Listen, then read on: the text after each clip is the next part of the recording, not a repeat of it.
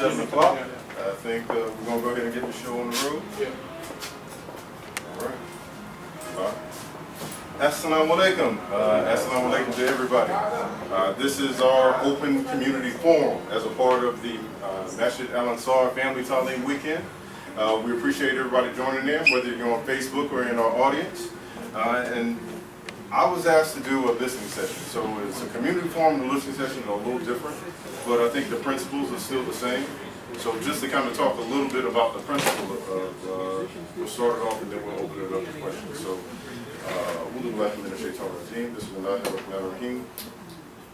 so listening is very important in our religion. Prophet Muhammad, peace and blessings be upon him, the Quran says that he was all ears. It speaks specifically about how his quality or his ability to listen. And that's a quality that we should all strive to have. And not only to listen, but to respond. So that's how important listening is, that Allah subhanahu wa ta'ala commented on how good Prophet Muhammad's listening was in the Quran as something for us to reflect and read, if no other time, at least during the month of Ramadan. And also on, so that's how important listening is, but I also want to talk about being heard or speaking out. I kind of covered a lot of this in my Jumu'ah, and I don't want to take a lot of time. But Allah subhanahu wa ta'ala also says, Qawlan sadida, say a word directed to the right. And when we say that sadida, it's right, but it's also like a wall or a mountain. So it's also Allah subhanahu wa ta'ala telling us to say a word that breaks through the barrier to communication. Say a word that gets to the heart of the matter. All of those things are implied in that Qawlan sadida. And Allah goes further to say, not only if you do that, if you say a word, you know, it starts off, have taqwa of Allah, and then say a word directed to the right. And if you do that, Allah subhanahu wa ta'ala says He will make your conduct holy and sound. So even if you make some mistakes or errors, if you got God on your mind, you're conscious of Him, you're trying to say the right thing, Allah subhanahu wa ta'ala will make up the difference. So even if you feel like you didn't say it perfect, Allah will make up the slack. So we want to make sure that everybody feels open, not only that they can speak, but also that they will be heard. And so with that introduction, we'll go ahead and kind of get started. Our open community forum, the first question that they've asked us to speak on is fact or fiction, that Islam is, that's my parents' movement, community, and religion. And I believe I understand where they're going there, especially as followers of the Imam Muhammad. Sometimes we, as that generation that didn't have the same tension that our parent generation had, don't take the same ownership. So I think I don't want to speak, I don't want to put words in your mouth. So I think the question is out to speak on this particular issue. And the way this format is going to work is so that you know that you are being heard. I'm going to type. As best I can, I'm going to summarize the points that you make so that we can make sure that we communicate this to the leadership. All right? So the people that you want to hear it will hear it. We will ensure that. That's my promise to you as a facilitator, to make sure that I get this to those who are, have the ability to make some of the changes that you or respond to your questions. And we will also secure from them a time period in which they respond. They might not respond to everything, but they will have a requirement, you know, placed upon them to respond back to the community as a whole on these particular issues of this topic. Fair enough? Okay.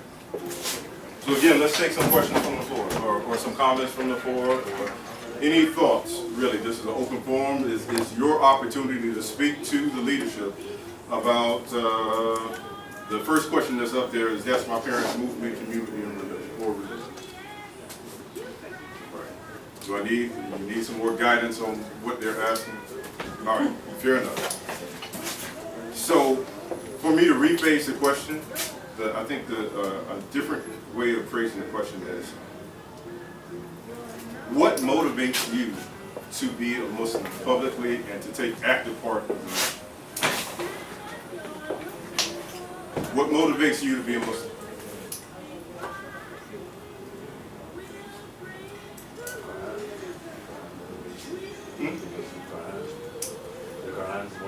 The Quran is motivation, so your own study.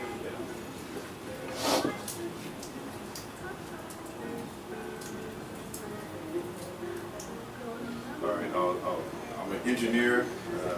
My teachers taught me long ago that I have somebody else to fix my spelling errors. So that's what spell check is there for. So forgive my spelling. All right. So, all right, the Quran is motivation, but I think what we're trying to get to is when, at least with the topic that I understand it, that's my parents' movement, community, and religion. It's speaking to an idea that we, as the next generation from our parents, don't take the same ownership of the religion, don't take the same ownership of the religion. We don't have the same push, the same drive, the same motivation that they did. I'll speak specifically from my parents, coming out of the Nation of Islam, going into what we would call, becoming followers of Imam Muhammad, that they had a desire to build a nation. They had a desire to identify as African American or Muslims, identify as African American Muslims, to build their own. They had all of these pressures that came out of that time period that kind of forced them together, and they had a serious drive to make sure that not only they established Islam in America and established the religion here, but established it in a way that we would be proud of. But we, as that next generation, may not hold the same ideas. We aren't followers of the Imam's philosophy sometimes in the same way. Imam Muhammad, I'm speaking of specifically. Whereas our parent generation went to every event, every time he was going to speak or rumored to speak, they were there. We might not have that same push. So it's what motivates us to, or what is your motivation as that next generation to be active members of the community? I said the brother said it, the Quran, but I don't want to charge him up. I want to hear some other responses before I dig a little deeper. You talking about your generation. So it's an open community forum. If you want to speak to it, you can. Well, I think where I see the most conferences that I go to, I don't see younger people. And I can give this one almost an example. That we should have more participation in the next generation. I say the next generation as have it as a mix, more of a mixture. That you invite the older generation, but you should also have a generation that's behind that generation, like your age, for instance. And I think my generation is beginning to find that out, because every conference we go to, we say, man, where are all the young people? So what I'm saying to the younger people, that you all need to speak out and let us know what's not attracting you to come to the conferences, not to come to the conventions, like we drug you all to them. And what do you like to see, what's exciting to you that will attract you, and tell us, and I think this is what this is all about. What will attract you to bring, that will make you excited like I was excited. You see, Elijah Muhammad, Imam Muhammad, and I can see what excited me was. Number one was, in my generation, it was between the civil rights and the black movement. I grew up in that movement. And that was exciting because we had a purpose to fight for. And I think almost now the generation coming behind us trying to figure out what's the purpose, what's the fight. And I admire the movement Black Lives Matter and the strategy that Black Lives Matter has versus what we have.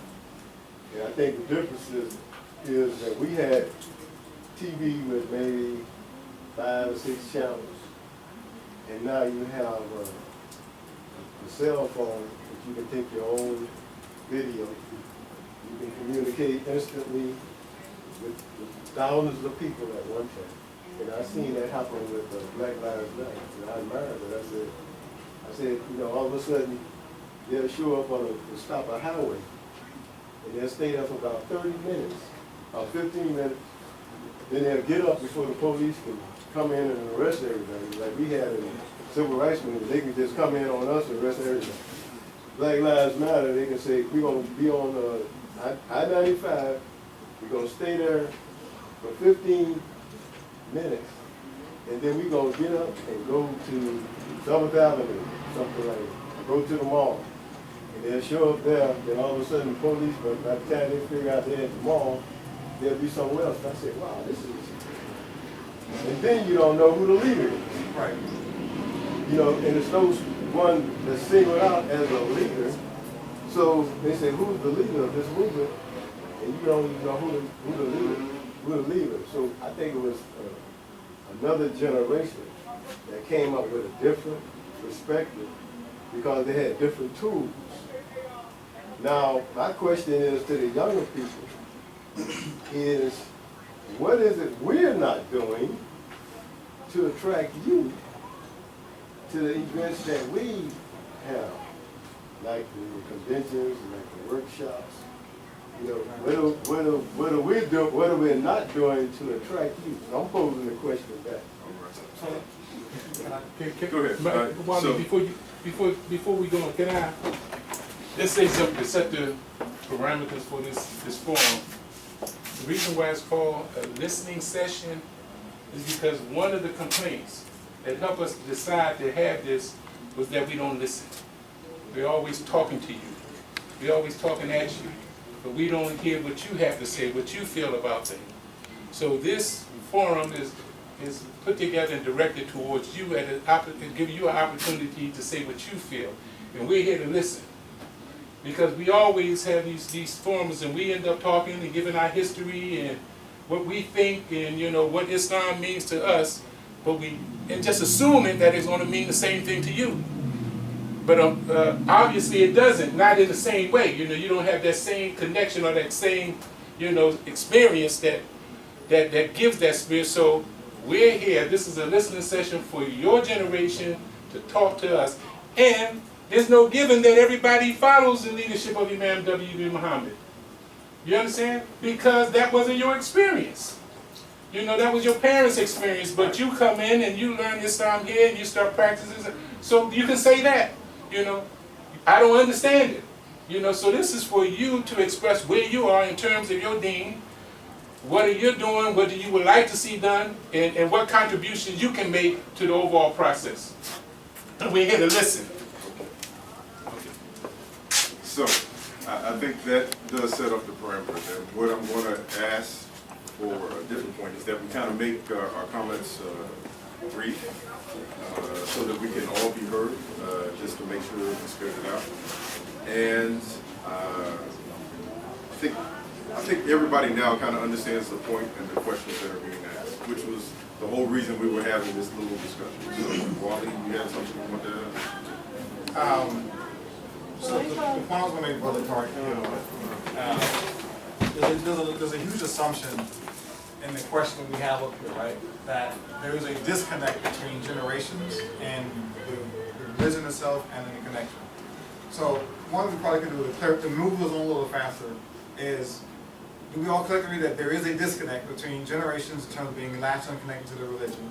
And if there is, what is driving that disconnect? And we can speak on ourselves as to what we think drives that disconnect. Brother Tark touched upon it briefly. To me, I think it's, and Brother Malik said this similarly in terms of what was connecting him to the religion was more or less like the movements of the time. While he used the term parents movement, because there's an emotional tie that goes to something like that. There's a degree of passion that gets latched onto that, and so I connect with that because it speaks to me in these veins, these avenues, right?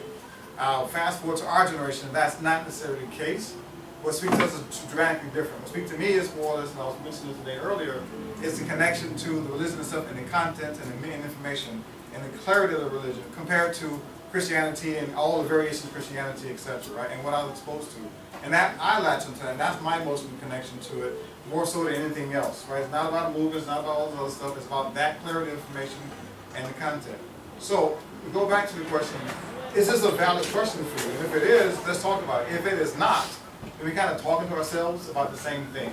So let's level set on that. We just threw this out there as a talking point. You can tell us, hey, that's not relevant to us. We're more interested in this, the other thing, and we want to hear that part. So, anybody want to speak to any of the questions? There were a lot of questions that were raised. Anybody want to speak to any of those? Go ahead, Tony. I'll speak to it. I don't even know if I'm young anymore, but I guess you're talking about our generation. And I mean, I'm a millennial, so I guess, yeah. You qualify. Right, and I'm also a teacher, and I deal with a lot of young people. And I have good relationships with young people, and honestly, one is like a lack of candid conversation. So people are scared to talk, and then when you open it up to where they feel comfortable enough to talk, then you kind of get to like some of the issues. I think that when it comes to the religion, there's a difference when you come into something for yourself. Our parents came into it for themselves. We were born into it and taught, and we had to do it. And so there's going to be a difference there because you lived your life, you experienced it, you had your flaws without judgment, and then you came into it at your own pace in your own time. Our parents. A lot of young people don't feel that they have that same space. They feel like when they mess up, or I can't come around, or this is not Islamic, so I did this, and now I don't feel like being judged, I don't feel like being lectured. So it's a lot of that.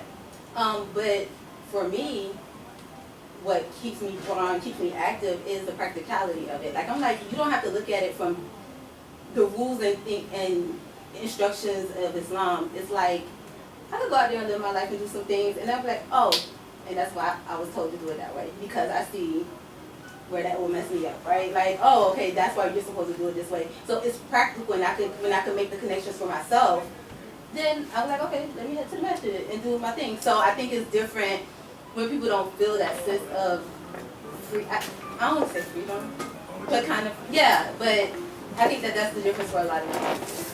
I think that's where it starts.